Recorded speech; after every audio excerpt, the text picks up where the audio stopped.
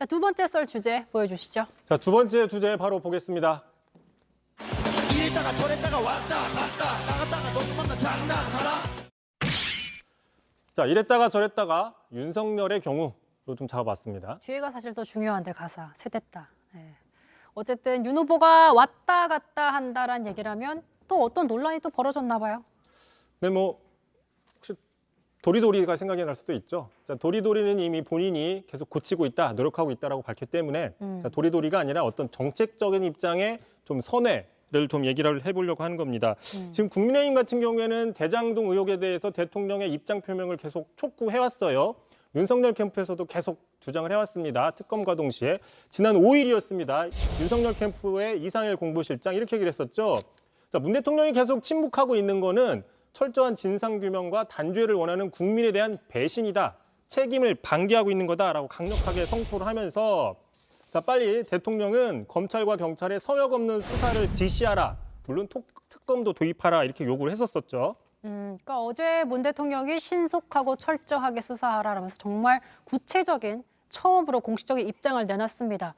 그러니까 결론적으로 보면 야당의 요구가 어느 정도 받아들여진 거 아닐까라고 해석할 수 있어요.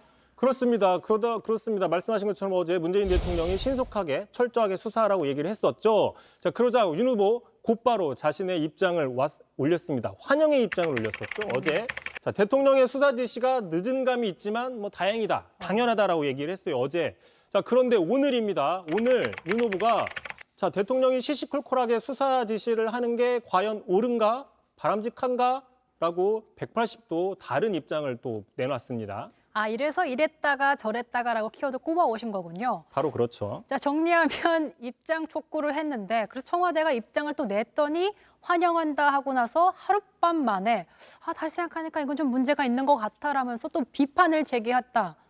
아니 이렇게 확확 정책 입장이 급선회하는 거 어떻게 보십니까?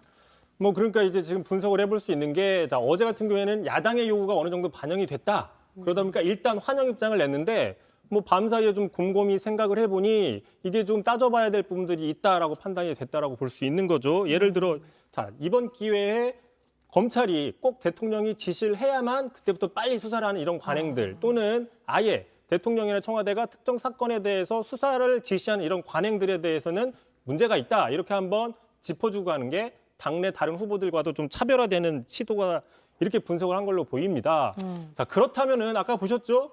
왜 처음부터 그러면 대통령한테 침묵하지 말아라. 빨리 수사 지시를 해라. 가만히 있는 거는 배신이고 책임 방기다라고 얘기를 한 건지 의아할 수밖에 없다라는 거죠. 이런 입장을 낼 필요가 없었던 거죠. 캠프에서. 네. 자, 그러다 보니까 지금 캠프와 후보 입장 따로따로 논다. 아까 썰전 토크에서 얘기를 했었잖아요. 대변인단을 개편했는데 대변인단을 개편해도 후보의 입장이 어제와 오늘 달라지기 때문에 이 개편의 어떤 효과가 날 수 있을지 혼선이 계속 이어지는 건 아닌지 뭐 이렇게 지적들이 나오고 있는 상황입니다.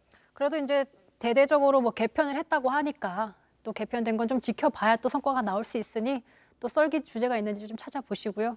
알겠습니다. 좀 변화가 있을지 지켜보겠습니다. 이성대 뉴스 썰기였습니다. 수고하셨습니다.